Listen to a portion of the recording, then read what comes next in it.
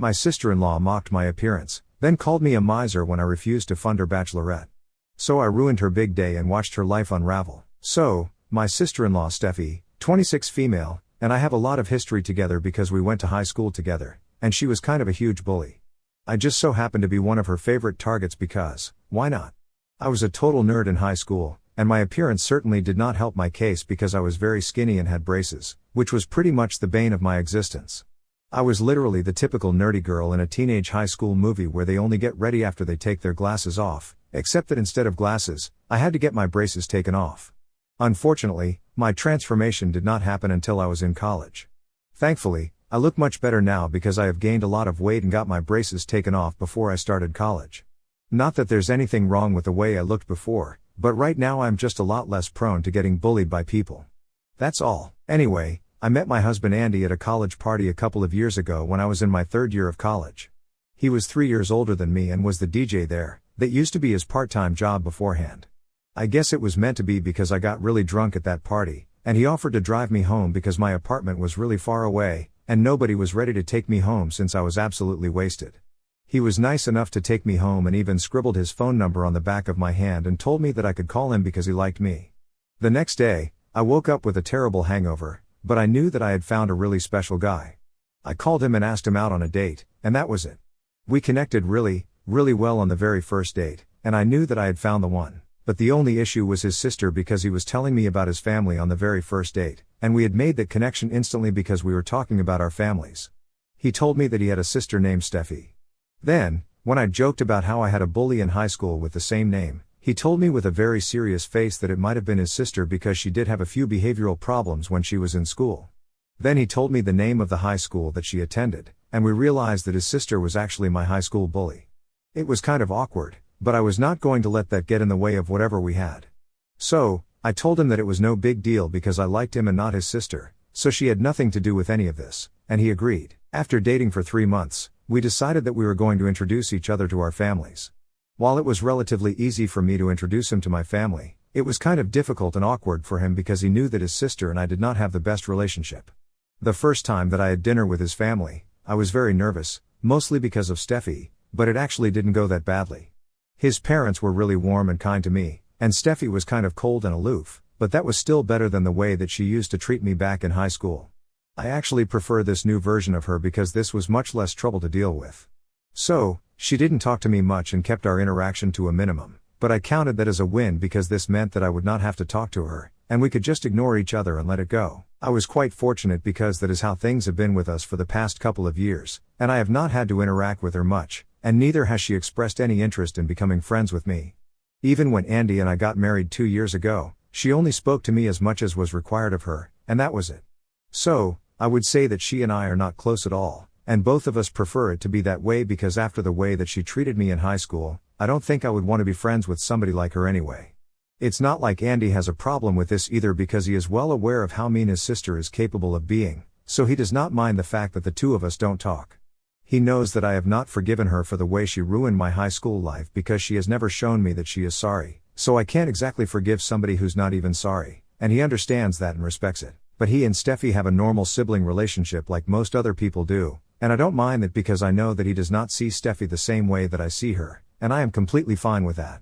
It has also been a really long time since high school ended, and I don't want to tell my husband not to talk to his sister and create drama out of nothing because she and I are civil now, and that's all that's necessary. So, everything is good in the family, and I got used to it honestly. It came as a massive shock to me when a few weeks ago Steffi reached out to me to ask me if I would be willing to accompany her on her Bachelorette trip to the Greek islands. She did not just ask me casually on the phone, she actually invited me over for lunch. Even though I was skeptical about it at first, Andy was the one who told me to give it a chance, so I went out to lunch with her, and that's where she asked me. She was really nice to me during that lunch and even afterward. She finally apologized and addressed the history that we had together instead of pretending like it was non-existent. It was quite shocking for me because I had never expected Steffi to own up to the fact that she had bullied me relentlessly when we were together in high school. When it finally happened, I had absolutely no idea how to react to it. She told me that she was sorry about the way that she had treated me back then and told me that she was just being a total brat and realized her mistake way too late.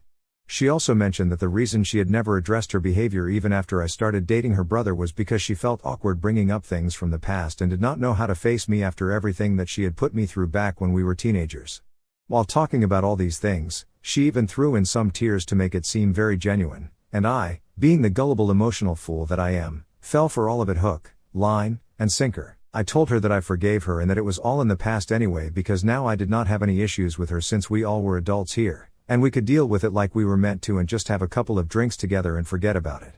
She seemed happy about it, and we ended that lunch on a good note. She asked me to come with her and join her and her friends on their Bachelorette trip to the islands because she wanted to make up for lost time and really make me feel like I was her friend.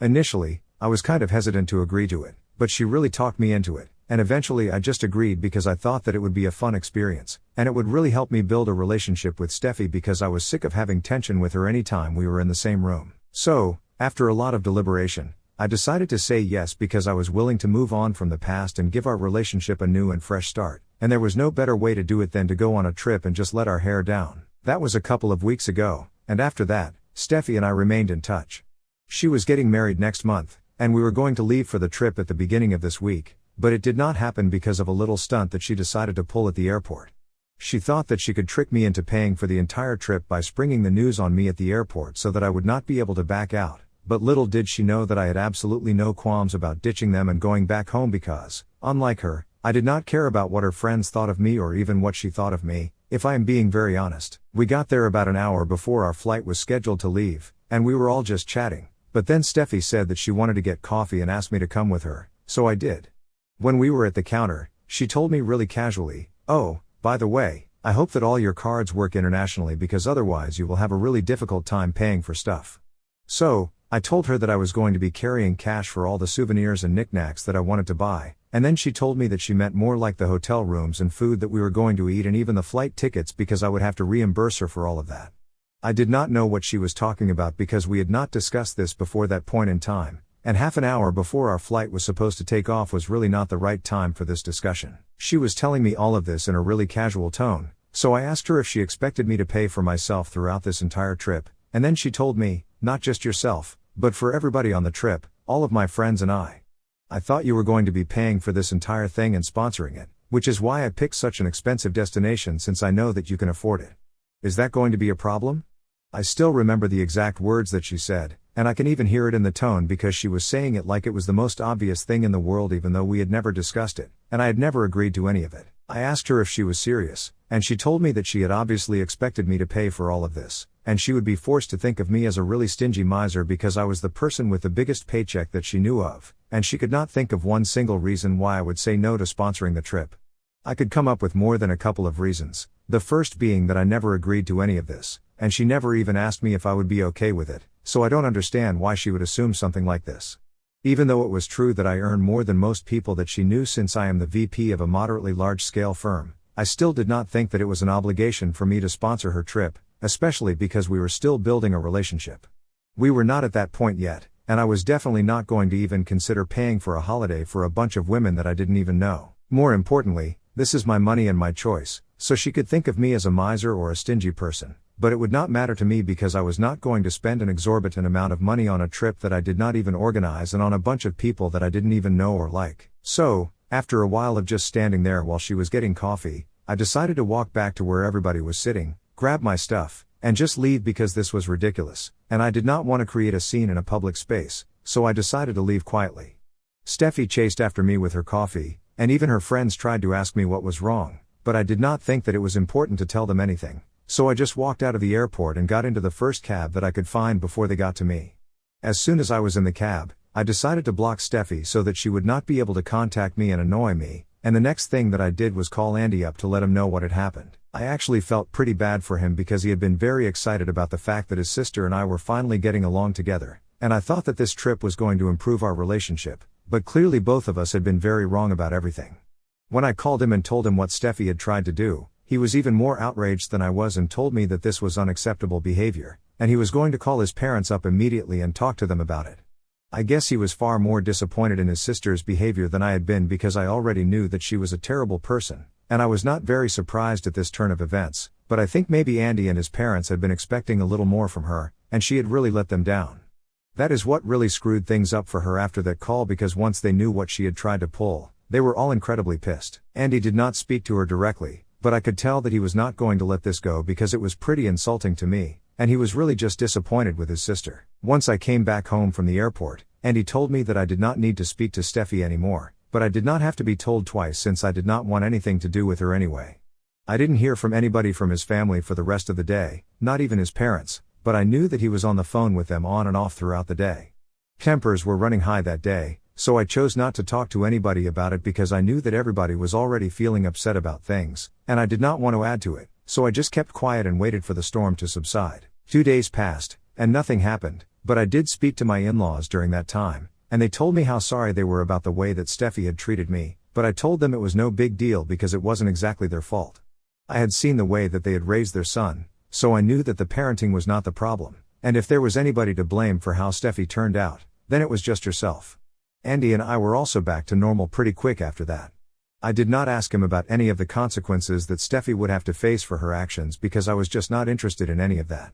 All I knew was that I did not have to interact with her anymore, and that was enough for me. But then, after 2 days of the incident, I got to know that the wedding was cancelled, and her fiancé had left her, and that was an indirect consequence of what she had done to me. When Andy and I came back home from work that day, he told me that Steffi was blaming our family for breaking up her and her fiancé, and I was really confused as to how that was even logical because we had not spoken to her after that incident at the airport. However, apparently this had actually happened because after that incident, once Andy had told his parents what Steffi had tried to do at the airport, they had called her up and told her to apologize to me, but she did not even think that she had done anything wrong and instead started telling her parents that I was rude and stingy, and she was glad that I left. So, her parents got really upset, and they told her that they would no longer be paying for the wedding, and she could find somebody else to fund her extravagant event now. She tried to make it seem like she did not care, but it would be huge trouble for her to cover all the expenses of the wedding herself since she had just quit her job and started her own business a couple of months ago, and they had not broken even yet, so paying for everything herself was out of the question. In spite of knowing that, she tried to make it seem like she did not care about any of it because she did not want to apologize to me or even acknowledge that she screwed up. And the day of the wedding is just a few weeks away since it's literally next month, so this is a bit of an emergency situation for her right now. From what Andy told me, after that conversation with her parents, she decided to talk to her fiancé and let him know that her parents would no longer be covering the expenses for the wedding, so she expected him to take over, and I think that's what led to a huge fight between the two of them because it was obviously really unfair of her to kind of just spring it on him with barely a few weeks to go before the wedding. So, they got into a fight, and that's how the wedding got cancelled. Once I knew the whole story from Andy, I asked him how he got to know about all of this, and he told me that after the fight with her fiancé, Steffi showed up at their parents' house and fought with them as well and had been blaming them and me for what happened. She had mostly just been blaming me, which I think is really unfair because I didn't even have anything to do with this situation.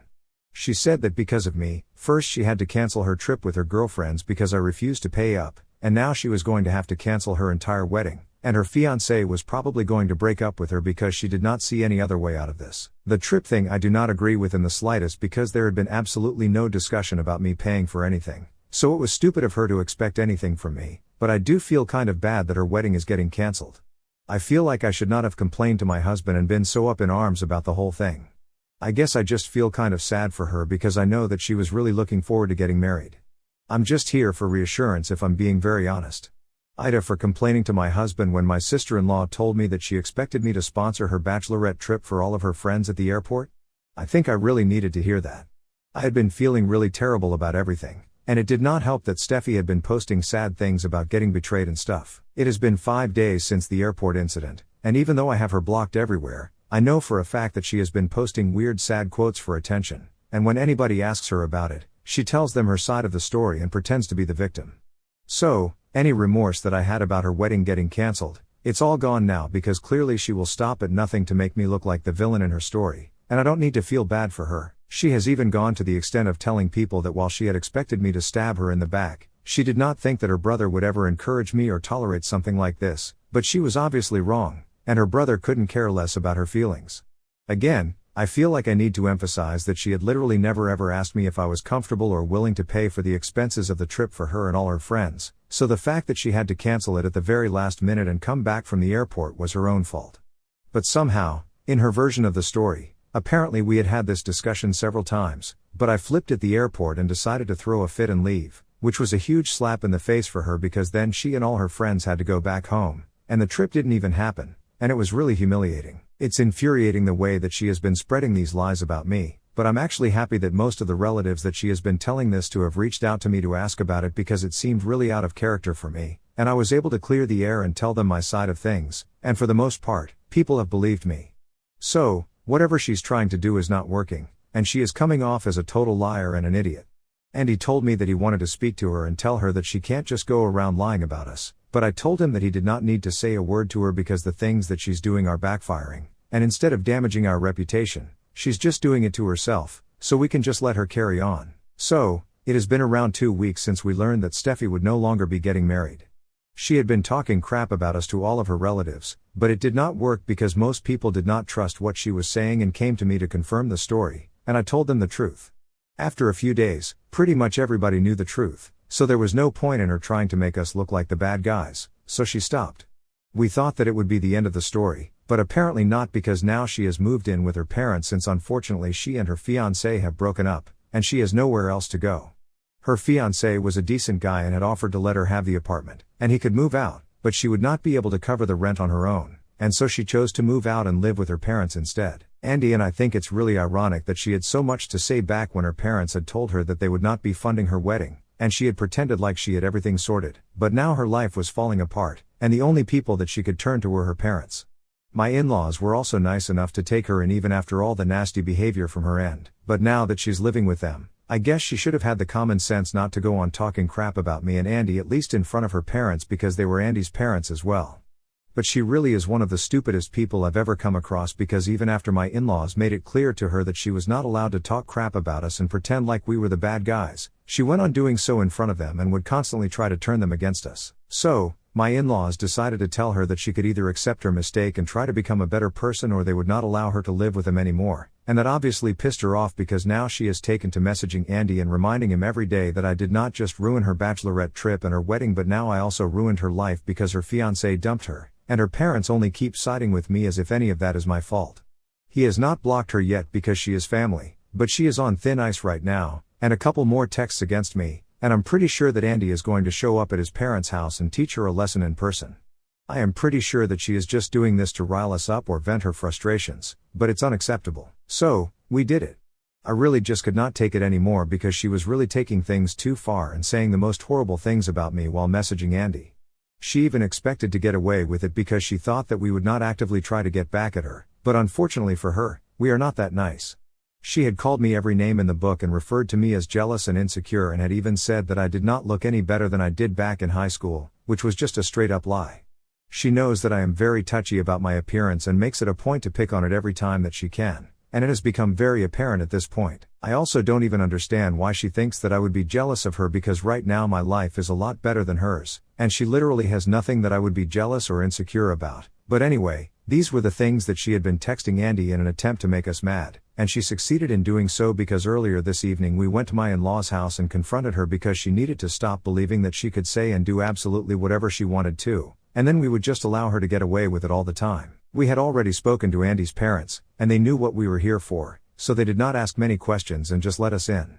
Steffi had been sitting in the living room, and she seemed very surprised to see us and actually had the audacity to ask her parents why we were there as if we were not supposed to be there, like she was the only person allowed to visit her parents. They did not answer, and instead I took over the conversation and told her that she needed to learn how to keep her mouth shut because I had had enough of her BS, and I was not going to tolerate her running her mouth about me anymore, so she needed to stop talking about me to anyone at all, and if she did not do so, then I would make sure that my side of the story went public as well, and that would not end well for her. She immediately started throwing a fit and accusing me of blackmailing her and her family of ambushing her. When she was asked to stay quiet and just apologize for everything, she told us that she would not do that and started packing her things and left within an hour because now she knew that she was not welcome here and was going to live with a friend.